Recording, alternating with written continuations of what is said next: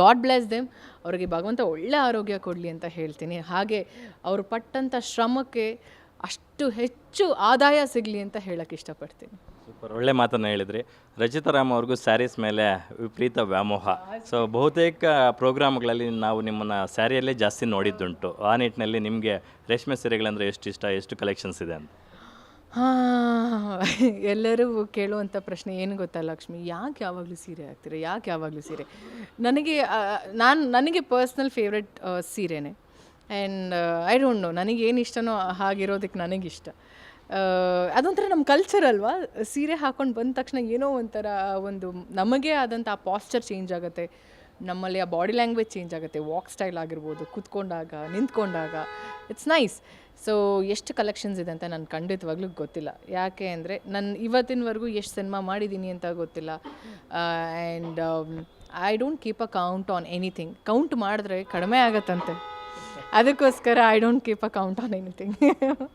Okay, Kitty sir ಜೊತೆ ನಿಮ್ಮ combination ಹೇಗಿರಲಿದೆ ಅಂತ? ಯಾಕಂದರೆ ಫಸ್ಟ್ ಟೈಮ್ ಫ್ಯಾಮಿಲಿ ವುಮನ್ ಆಗಿ ಮಾಡ್ತಿದ್ದೀರಾ. ಸೊ ಈ ಸಿನಿಮಾ ಹಿಂದೆನೂ ಮಾಡಿದ್ದೀರಾ ಒಂದು ಸಿನಿಮಾಗಳಲ್ಲಿ, ಬಟ್ ಈ ಸಿನಿಮಾದಲ್ಲಿ ನಿಮ್ಮ ಅವರ ಕೆಮಿಸ್ಟ್ರಿ ಕಾಂಬಿನೇಷನ್ ಬಗ್ಗೆ ಮಾತಾಡೋದಾದರೆ? ಫಸ್ಟ್ ಟೈಮ್ ಕಿಟ್ಟಿಯವ್ರ ಜೊತೆ ಪಾತ್ರ ಮಾಡಿರೋದು. He's a senior actor. ಒಳ್ಳೆ ಸಿನಿಮಾಗಳು ಮಾಡ್ಕೊಂಡು ಬಂದಿದ್ದಾರೆ ಕಿಟ್ಟಿಯವರು. ಈ ಸಿನಿಮಾದಲ್ಲಿ ಮೊದಲನೇ ಬಾರಿ ನಾನು ಅವ್ರ ಜೋಡಿ ಆದಾಗ ಎಗೇನ್ ಪ್ರತಿಯೊಂದು ವಿಷಯನೂ ನನಗೆ ಎಕ್ಸೈಟ್ ಆಗಿದೆ. ಹೇಗಿರುತ್ತೆ ಇವ್ರ ಜೊತೆ ಅಭಿನಯ ಮಾಡಿದಾಗ, ಫಸ್ಟ್ ಎಕ್ಸ್ಪೀರಿಯನ್ಸ್ ಹೆಂಗಿರುತ್ತೆ ಅಂದರೆ, ನಾವು ಪರಿಚಯ ಇಲ್ಲದೇ ಇರೋ ಟೈಮಲ್ಲಿ ನೀವು ಅವ್ರ ಜೊತೆ ಕೆಲಸ ಮಾಡಿದಾಗ ಅದೊಂಥರ ಚೆನ್ನಾಗಿರುತ್ತೆ, ಕಂಫರ್ಟ್. ಇನ್ಫ್ಯಾಕ್ಟ್ ನಾವು ವೀರಮ್ ಶೂಟಿಂಗ್ ಮಾಡಬೇಕಾದ್ರೆ ನನಗೆ ಸೀನ್ಸ್ ಇರಲಿಲ್ಲ ಕಿಟ್ಟಿಯವ್ರ ಜೊತೆ, ಬಟ್ ಇಬ್ಬರು ಕೂಡ ಆ ಸಿನಿಮಾದಲ್ಲಿ ಭಾಗಿಯಾಗಿದ್ವಿ. ಬಟ್ ಈ ಸಿನಿಮಾದಲ್ಲಿ ನಾನು ಅವ್ರ ಜೋಡಿ ಆದಾಗ ಸೀನ್ಸ್ಗಳು ನಾವು ಶೂಟ್ ಮಾಡೋಕ್ಕೆ ಸ್ಟಾರ್ಟ್ ಮಾಡಿದಾಗ ಇಟ್ ವಾಸ್ ವೆರಿ ನೈಸ್. ನಮ್ಮಿಬ್ಬರು ಮಧ್ಯೆ ಒಳ್ಳೆ ಕೋಆರ್ಡಿನೇಷನ್. ಆ್ಯಂಡ್ ಆ ಒಂದು ಕೋಆರ್ಡಿನೇಷನ್ ಜೊತೆ ಆ ಕೆಮಿಸ್ಟ್ರಿ ಇದ್ರೇ ಚಂದ ನಾವು ಸ್ಕ್ರೀನ್ ಮೇಲೆ ನೋಡೋದಕ್ಕೆ. So it was definitely there. And ಖುಷಿಯಾಗಿ ಅವರು ಸಂಜು ಆಗೇ ಇದ್ದರು, ನನ್ನ ಗೀತಾ ಆಗೇ ಇದೆ. ಸೂಪರ್. ರಚಿತಾ ಅವರು ಹೇಳಿ ಕೇಳಿ ಮೊದಲೇ ಡಿಂಪಲ್ ಕ್ವೀನು, ಬಟ್ ಈ ಸಿನಿಮಾದಲ್ಲಿ ಕ್ವೀನ್ ಸೆಲ್ವಿಕಾ ಅಂತ ಒಂದು ರೋಲ್ನ ಪ್ಲೇ ಮಾಡಿದ್ದೀರಾ ಅಂತ ಕೇಳ್ಪಟ್ವಿ. ಹೌದು, ಕ್ವೀನ್ ಪಟ್ಟ ತಗೊಳ್ಳೋದಕ್ಕೆ ತುಂಬ ಕಷ್ಟ. ಪಟ್ಟ ಬಂದ ಮೇಲೆ ಅದನ್ನು ಉಳಿಸ್ಕೊಳ್ಳೋಕೆ ತುಂಬ ಕಷ್ಟ, ಅದನ್ನು ನಡೆಸ್ಕೊಂಡು ಹೋಗೋದಕ್ಕೆ ಇನ್ನೂ ಕಷ್ಟ. ಸೊ ಕ್ವೀನ್ ಅಷ್ಟು ಈಸಿಯಾಗಿ ಬರೋಲ್ಲ ಯಾರಿಗೂ. ಬಂದಾಗ ಅದನ್ನು ತಗೊಂಡು ಅದಕ್ಕೆ ಇರೋಷ್ಟು ಗತ್ತು ಗೌರವನ ಕಾಪಾಡ್ಕೋಬೇಕು. ಐ ಆಮ್ ಶ್ಯೂರ್ ಗೀತಾ ಅನ್ನೋ ಪಾತ್ರ ಸಿನಿಮಾದಲ್ಲಿ ಅಷ್ಟು ಚೆನ್ನಾಗಿ ನಿಭಾಯಿಸಿದಾಳೆ. ಎಸ್. ಅಂದರೆ ಆ ಸೆಲ್ವಿಕಾ ಕ್ವೀನ್ಗೂ ಒಂದು ಡಿಂಪಲ್ ಬಿದ್ದಿತ್ತಂತೆ, ನಿಮಗೂ ಡಿಂಪಲ್ ಇದೆ. ಅದರ ಸಾಮ್ಯತೆ ಬಗ್ಗೆ ರೈಟ್ರು ಚಕ್ರವರ್ತಿ ಚಂದ್ರಚೂಡ್ ಅವರು ಹೇಳ್ತಾ ಇದ್ರು. ಹೌದು, ನಾನೇ ಸರ್ಪ್ರೈಸ್ ಆದೆ. ಅಂದರೆ ಫೋಟೋದಲ್ಲಿ ನೋಡಿದಾಗ ನನಗೆ ಅಷ್ಟು ಕ್ಲಿಯರ್ ಇರಲಿಲ್ಲ, ಬಟ್ ಡಿಂಪಲ್ ಇದೆ ಅಂತ ಗೊತ್ತಾದಾಗ ಪ್ರಾಬಬ್ಲಿ ನಾನೇ ಇರ್ಬೋದಾ ಆ ಜನ್ಮದಲ್ಲಿ ಅಂತ ಅನಿಸ್ತು. I am just kidding. ಇಲ್ಲ, ಖುಷಿ ಆಗತ್ತಲ್ವ ಆ ಥರ ಒಬ್ಬ ಮಹಿಳೆ. She is wonderful human. ನನಗೆ ಗೊತ್ತಿರೋವಾಗ ಅವ್ರ ಕತೆ ಕೇಳಿದ ತಕ್ಷಣ ನಾನು ಸೀರಿಯಸ್ಲಿ ಫಿದಾ ಆದೆ. And what a great women. ತುಂಬಾ ಇನ್ಸ್ಪೈರ್ ಆಗುವಂಥ ಕ್ಯಾರೆಕ್ಟರ್ಸ್ ಇದೆ ಕ್ವೀನ್ ಸೆಲ್ವಿಕಾ ಅವರಲ್ಲಿ. ಸಿನಿಮಾ ನೋಡಿದಾಗ ಗೊತ್ತಾಗುತ್ತೆ ಅವ್ರು ಎಷ್ಟು ಡೆಡಿಕೇಟೆಡ್ ಆಗಿ ಕೆಲವೊಂದು ವಿಷಯದಲ್ಲಿ she was very focused. And ಇನ್ನೊಂದೇನು ವಿಷಯ ನಂಗೆ ತುಂಬ ಇಷ್ಟ ಆಗಿದೆ ಅಂದರೆ, ಯಾರ ಮಾತನ್ನೂ ಇನ್ಫ್ಲೂಯೆನ್ಸ್ ಆಗದೆ ಇರೋವಂಥ ಒಬ್ಬ ಮಹಿಳೆ. So that is very good quality. ಎಲ್ಲರಲ್ಲೂ ಇರಬೇಕಾಗಿರುವಂಥ ಒಂದು ಕ್ವಾಲಿಟಿ. ತುಂಬ ಇನ್ಫ್ಲೂಯೆನ್ಸ್ ಆಗ್ತೀವಿ ನಾವು ಎಲ್ರಿಗೂ. ಯಾರೋ ಏನೋ ರೆಡ್ ಕಲರ್ ಚೆನ್ನಾಗಿದೆ ಅಂತ ತಕ್ಷಣ ರೆಡ್ ಅಂದ್ಬಿಡ್ತೀವಿ. ನೋ, ವಾಟ್ ಯು ಲೈಕ್ ಅಲ್ಲ, ಯು ಸ್ಟಿಕ್ ಟು ಇಟ್. ಬೇರೆ ಯಾರೋ ಹೇಳ್ತಾರೆ ಅಂತ ನಾವು ಅದ್ರಿಗೆ ಇನ್ಫ್ಲೂಯೆನ್ಸ್ ಆಗೋದು ತಪ್ಪಾಗುತ್ತೆ. ಅದಕ್ಕೆ ಹೇಳಿದ್ದು, ಸಿನಿಮಾ ಅಂತ ಬಂದಾಗ, ಸಿನಿಮಾ ನೋಡಿದಾಗ, ಅದು ಸಿನಿಮಾ ಆಗಿರ್ಬೋದು, ಯಾವುದೇ ವಿಷಯ ಆಗಿರ್ಬೋದು, ನಾವು ಒಂದು ಏನಂತಾರೆ ಓಟ್ ಹಾಕಬೇಕಾದ್ರೂ ನಮ್ಮ ನಾಯಕರನ್ನು, ನಮ್ಮ ನೆಚ್ಚಿನ ನಾಯಕಗೋಸ್ಕರ ಓಟ್ ಹಾಕೋಣ. ಯಾರೋ ಬಂದು ಹೇಳಿದ್ರು ಇಲ್ಲ ಈ ಪಾರ್ಟಿಗೆ ಹಾಕು, ಇಲ್ಲ ಈ ವ್ಯಕ್ತಿಗೆ ಹಾಕು, ನಮ್ಗೆ ಯಾರು ಕರೆಕ್ಟಾಗಿ ಅನಿಸ್ತಾರೆ ಅವ್ರಿಗೆ ಹಾಕೋಣ. ಸೊ ಹಾಗೆ ಸಿನಿಮಾ ಬಂದು ನೋಡಿ, ಸಿನಿಮಾ ಯಾರೋ ಬಂದು ಹೇಳ್ತಾರೆ ಚೆನ್ನಾಗಿಲ್ಲ ಈ ಸಿನಿಮಾ ಅಂತ, never take such kind of judgements. Because ನಿಮ್ಮ ಜಡ್ಜ್ಮೆಂಟ್ ಬೇರೆ ಥರ ಇದೆ, ನನ್ನ ಜಡ್ಜ್ಮೆಂಟ್ ಬೇರೆ ಥರ ಇದೆ.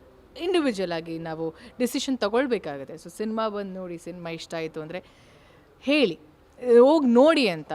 ಬಟ್ ಸಿನಿಮಾ ನೋಡಿಬಿಟ್ಟು ನಿಮ್ಮ ಒಂದು ಡಿಸಿಷನ್ನ ಇಲ್ಲ ಜಡ್ಜ್ಮೆಂಟ್ನ ಬೇರೆಯವ್ರಿಗೆ ಇನ್ಫ್ಲೂಯೆನ್ಸ್ ಮಾಡೋದು ತಪ್ಪಾಗುತ್ತೆ. ಸೊ ಆ ವಿಷಯದಲ್ಲಿ ಕ್ವೀನ್ ಸೆಲ್ವಿಕಾ ಅವ್ರನ್ನ ನಾನು ತುಂಬಾ ಇಷ್ಟಪಡ್ತೀನಿ. She was very firm and very focused and very independent women. ಈ ಸಿನಿಮಾದಲ್ಲಿ ಹಿಂಸೆ ಇಲ್ಲ, ರಕ್ತ ಇಲ್ಲ, ದ್ವೇಷ ಇಲ್ಲ ಅಂತ ಕೇಳ್ಪಟ್ವಿ. ಸೊ ಅದರ ಹೊರತಾಗಿ ಇನ್ನೇನಿರ್ಬೋದು ಅಂತ ನೋಡಿದಾಗ ರಚಿತಾ ಅವರ ಪಾತ್ರ ಈ ಸಿನಿಮಾದಲ್ಲಿ ನಗಿಸುತ್ತಾ, ಜಾಸ್ತಿ ಅಳಿಸುತ್ತಾ, ಯಾಕಂದರೆ ಎಮೋಷನ್ಸ್ಗಂತೂ ಸ್ಪೇಸ್ ಇದ್ದೇ ಇರುತ್ತೆ. ಇಷ್ಟೆಲ್ಲ ಇಲ್ಲ ಅಂತಂದಾಗ ಎಮೋಷನ್ಸು ಪ್ರಾಧಾನ್ಯವಾಗಿರುತ್ತೆ ಅಂತಕ್ಕಂಥದ್ದು. ಎಲ್ಲ I think Chandrachud sir press ಮೀಟಲ್ಲಿ ಹೇಳಿದರು ಒಂದಷ್ಟು ವಿಷಯಗಳನ್ನ. ಸಿನಿಮಾನೇ ಒಂದು ಕಂಪ್ಲೀಟ್ ಎಲ್ಲ ಇಮೋಷನ್ಸ್ ಇರುವಂಥ ಒಂದು ಇಂಡಸ್ಟ್ರಿ. ಸೀನ್ಸ್ ಅಂತ ನಾವು ಬರೆದಾಗ ಎಲ್ಲ ಇಮೋಷನ್ಸ್ ಇರಲೇಬೇಕು ಒಂದು ಸಿನಿಮಾ ಅಂತ ಬಂದಾಗ.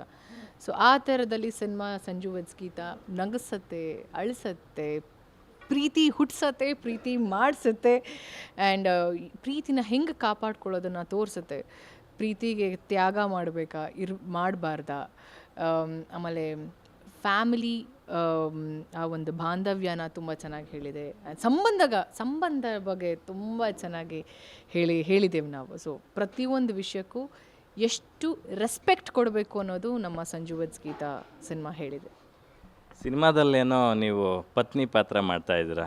ಸೊ ನಿಜ ಜೀವನದಲ್ಲಿ ರಚಿತಾ ಅವರು ಯಾವಾಗ ಗೃಹಿಣಿ ಆಗ್ತಾರೆ ಅಂತಕ್ಕಂಥದ್ದು ಸರ್ವೇ ಸಾಮಾನ್ಯ, ಅದು ಪ್ರತಿ ಇದರಲ್ಲೂ ಕೇಳ್ತಾ ಇರ್ತೀವಿ. ಸೊ ಜನರಲ್ಲಿ ಇನ್ನೊಂದು ಸರಿ ಕೇಳೋದಾದ್ರೆ ಆದಾಗ ಹೇಳ್ತೀನಿ. ಇನ್ನೇನು ಹೇಳಿ ನಾನು, ಆದಾಗ ಹೇಳೋಣ. ರೀಸೆಂಟಾಗಿ ರಚಿತಾರಾಮ್ ಅವರು ನಮಗೆ ಖುಷಿ ವಿಚಾರಗಳು ತುಂಬ ಇದ್ದಾವೆ ಇಲ್ಲಿ ನಾನು ನಿಮ್ಮ ಜೊತೆ ಹಂಚ್ಕೊಳ್ಬೇಕಾಗಿದೆ, ಅಥವಾ ಆಫ್ಟರ್ ಲಾಂಗ್ ಟೈಮ್ ಸಿಕ್ಕಿರೋದ್ರಿಂದ. ನಮಗೆ ಯಾರೋ ಗೊತ್ತಿರ್ತಕ್ಕಂಥ ಒಬ್ಬ ತುಂಬ ಆಪ್ತರು, ಅದು heroine more than 1 crore remuneration ತೊಗೊತಿದ್ದಾರೆ ಅಂದಾಗ ಇಟ್ಸ್ ಅ ಬಿಗ್ ಥಿಂಗ್. ಒಂದು, ಸೊ ಕಂಗ್ರ್ಯಾಚುಲೇಷನ್ಸ್ ಫಾರ್ ದ್ಯಾಟ್. ಎರಡನೇದು, ನೀವು ಸ್ಯಾಂಡ್ಲ್ವುಡ್ನ ಲೇಡಿ ಸೂಪರ್ ಸ್ಟಾರ್ ಅನ್ನೋ ಪಟ್ಟ ಕೂಡ ಕೊಟ್ಟಿದ್ದಾರೆ. ಬಟ್ ನನಗೆ ಆ ಪಟ್ಟ ಏನು ಬೇಡ ಅಂತ ನೀವು ಅದನ್ನು ತಿರಸ್ಕರಿಸಿದ್ರೆ, ಆದರೂ ಅದನ್ನು ಪ್ರೀತಿಯಿಂದ ಅಯೋಗ್ಯ 2 ಸಿನಿಮಾದ ಮೂಲಕ ನಿಮ್ಗೆ ಕೊಟ್ಟಿರ್ತಕ್ಕಂಥದ್ದು. ಅದಕ್ಕೂ again once again congratulations. Thank you so much ಎರಡಕ್ಕೂ. ಅದು ನಿಮ್ಮ ಕಡೆಯಿಂದ ಬಂದಿರೋದು ನನಗೆ ಖುಷಿ ಇದೆ. ನಾ ಹೇಳ್ದಂಗೆ ಸುಮ್ಮನೆ ಯಾರಿಗೂ ಪಟ್ಟ ಕೊಡೋದಿಲ್ಲ. ಪಟ್ಟ ಕೊಟ್ಟಿದ ಮೇಲೆ ಅದಕ್ಕೆ ಇರಬೇಕಾದಂಥ ಮರ್ಯಾದೆ, ಅದಕ್ಕೆ ಸಿಗಬೇಕಾದಂಥ ಗೌರವ, ಆ ಒಂದು ರೆಪ್ಯುಟೇಷನ್, ಇಮೇಜ್, ಡಿಗ್ನಿಟಿನ ನಾವು ಕಾಪಾಡ್ಕೊಳ್ಬೇಕಾಗತ್ತೆ. ಸೊ ನಾನು ಅವತ್ತೇ ಹೇಳ್ದಂಗೆ ನನಗೆ ಜನ ಫಸ್ಟ್ ನಾನು ಬುಲ್ಬುಲ್ ಆಗಿ ಕಾಣಿಸ್ಕೊಂಡಿದ್ದೆ ಸಿನಿಮಾ ತೆರೆ ಮೇಲೆ. ಸೊ ಇವತ್ತು ಕೂಡ ನನ್ನ ಬುಲ್ಬುಲ್ ಅಂತಲೇ ಕರೆಯೋದು. ಅದರ ಜೊತೆಗೆ ಹಲವಾರು ನೇಮ್ಸ್ ನನಗೆ ಟ್ಯಾಗ್ ಆಗಿದೆ, ಲೈಕ್ ಡಿಂಪಲ್ ಕ್ವೀನ್ ಆಗಿರ್ಬೋದು, ಇವಾಗ lady super star, Sandalwood lady super star ಅಂತ. So what ever it is, ಎಲ್ಲದಕ್ಕೂ ತೂಕ ಜಾಸ್ತಿ ಇದೆ ಆ ಒಂದು ಹೆಸರುಗಳಿಗೆ. ಇರೋಷ್ಟು ದಿನ ಇಂಡಸ್ಟ್ರಿಲಿ ನಾನು ನನಗೆ ಕೆಲಸ ಕೊಟ್ಟಂಥ ನಿರ್ದೇಶಕರಿಗೆ, ನಿರ್ಮಾಪಕರಿಗೆ ಆ್ಯಂಡ್ ನನ್ನ ಕೋಸ್ಟಾರ್ಸ್ಗಳಿಗೆ ಎಲ್ರಿಗೂ ಗೌರವ ಕೊಡ್ತಾ, ಅವರ ಆಮೇಲೆ ನಾನು ಕೆಲಸ ಮಾಡಿದಂಥ ಪ್ರತಿಯೊಬ್ಬ ಹೀರೋ ಫ್ಯಾನ್ಸ್ಗಳಿಗೆ ನಾನು ಗೌರವ ಕೊಡೋಕ್ಕೆ ಇಷ್ಟಪಡ್ತೀನಿ. ಇವತ್ತು 12 ವರ್ಷ ನನ್ನ ಜರ್ನಿ ಏನು ಇನ್ನೂ ಸಾಗ್ತಿದೆ, ಅದು ಅಷ್ಟಕ್ಕೂ ಅವ್ರುಗಳೇ ಕಾರಣ, ಎಲ್ಲ ಹೀರೋಗಳ ಫ್ಯಾನ್ಸ್. ಆ್ಯಂಡ್ ಅವತ್ತು ಇದು again have to take this, I really have to mention, ನನಗೆ ಅವತ್ತು ಸರ್ ಏನಾದರೂ ದರ್ಶನ್ ಸರ್ ನೋ ಅಂತ ಹೇಳಿದಿದ್ರೆ 12 ವರ್ಷ ಅಲ್ಲ, ಇಷ್ಟೊತ್ತಿಗೆ ಆಲ್ರೆಡಿ ಮಗುವಾಗಿ ನನಗೆ ಮಗು ಮಾಡ್ಕೊಂಡು ಆರಾಮಾಗಿರ್ತಿದೆ.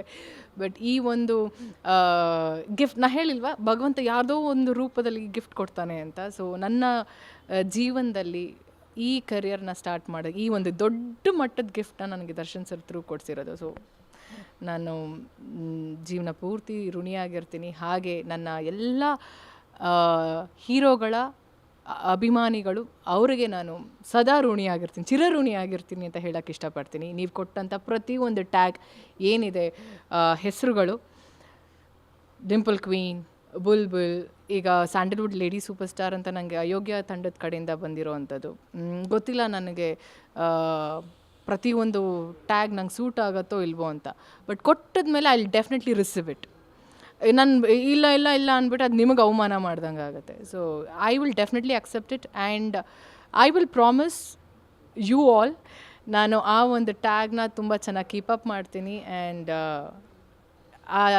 ಆ ಒಂದು ಪದಕ್ಕೆ ಹೆಂಗೆ ನಡ್ಕೋಬೇಕೋ ಹಾಗೆ ನಡ್ಕೊಂಡು ಬಂದಿದ್ದೀನಿ, ಇನ್ನು ಮುಂದಕ್ಕೂ ನಡೀತೀನಿ ಅಂತ. ಸೂಪರ್, ಒಳ್ಳೆ ಮಾತುಗಳನ್ನು ಹೇಳಿದ್ರಿ. ನೀವು ಆಲ್ರೆಡಿ ಒಳ್ಳೆ ನಟಿಯಾಗಿ ಸಾಕಷ್ಟು ಜನರ ಮನಸ್ಸನ್ನು ಗೆದ್ದಂಥ ರಾಣಿಯಾಗಿದ್ದೀರಾ, ಮತ್ತು ಈ ರಾಣಿಗಳೆಲ್ಲನೂ ಅಪಾರ್ಟ್. ಸೊ ಇದರೆಲ್ಲದರ ಹೊರತಾಗಿ ನಾನು ಇನ್ನೊಂದು ಪ್ರಶ್ನೆ ಕೇಳಿದೆ, ರೆಮ್ಯುನರೇಷನ್ ಬಗ್ಗೆ. ನೀವು ಅದನ್ನು ಅಫಿಷಿಯಲಿ ಎಷ್ಟು ಬಗ್ಗೆ ಮಾತಾಡ್ತಿರೋ ನನಗೆ ಗೊತ್ತಿಲ್ಲ. ಸೊ ನಮಗೆ ಗೊತ್ತಿರ್ತಕ್ಕಂಥ ಒಬ್ಬ ನಟಿ ಮಣಿಯ ರೆಮ್ಯುನರೇಷನ್ನು 1 ಕೋಟಿ ದಾಟಿದೆ ಅಂತಂದರೆ it's a proud moment for me. ಸಿ 1 ಕೋಟಿ ಆಗಿರ್ಬೋದು, 1 ಕೋಟಿ ಒಳಗಡೆ ಇಲ್ಲ 1 ಕೋಟಿ ದಾಟಿದ್ರು GST ಕಟ್ಟಲೇಬೇಕಾಗತ್ತೆ, IT ಫೈಲ್ ಮಾಡಲೇಬೇಕಾಗತ್ತೆ.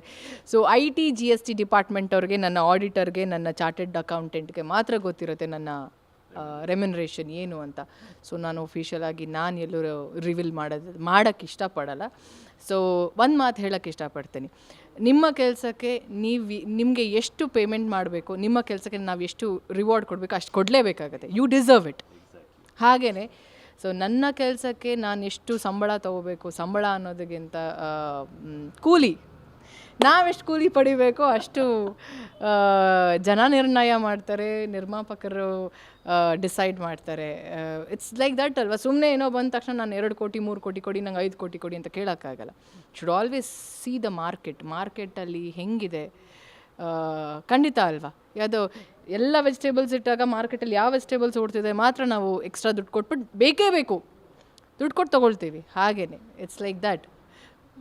ಹೀರೋಗಳೇ ಯಾಕೆ ಕೋಟ್ಯಾಂತರ ರೂಪಾಯಿ ರೆಮ್ಯುನರೇಷನ್ ತೊಗೊತಾರೆ, ಹೀರೋಯಿನ್ಸ್ ಯಾಕೆ ತಗೋಬಾರ್ದು ಅಂತಕ್ಕಂಥದ್ದು ಈ ಪರಭಾಷೆಗಳಲ್ಲಿ ಹೀರೋಯಿನ್ಸ್ ತೊಗೊಳ್ಳೋದುಂಟು. ಬಟ್ ಕನ್ನಡಕ್ಕೆ ಬಂದಾಗ ಇಟ್ಸ್ ಲೆಸ್ ದ್ಯಾನ್ 1 crore ಅಂದಾಗ ಯಾಕೆ ಹೀರೋಯಿನ್ಸ್ಗೂ ಸರಿಸಮಾನವಾದಂಥ ರೆಮ್ಯುನರೇಷನ್ ಸಿಗ್ತಾ ಇಲ್ಲ ಅನ್ನೋದು ಒಂದು ಪ್ರಶ್ನೆಗಳು ಈ ಹಿಂದೆನೇ ಅಲೆ ಎದ್ದಿತ್ತು. ಅದಕ್ಕೆ ಉತ್ತರ ಈ ರೂಪದಲ್ಲಿ ಸಿಗ್ತಾ ಇರ್ತಕ್ಕಂಥದ್ದು. ಇಲ್ಲ, ಖಂಡಿತವಾಗ್ಲೂ ಸಿ ಮಾರ್ಕೆಟ್ ಅಂತ ಬಂದಾಗ ಡೆಫಿನೆಟ್ಲಿ ನಾನು ಇದನ್ನು ಡಿನೈ ಮಾಡೋಕ್ಕೆ ಹೋಗಲ್ಲ. ಲೈಕ್ ಹೀರೋಗಳಿಗೆ 1 ಸ್ಟೆಪ್ ಅಹೆಡ್ ಇದ್ದೇ ಇರುತ್ತೆ, ರೈಟ್?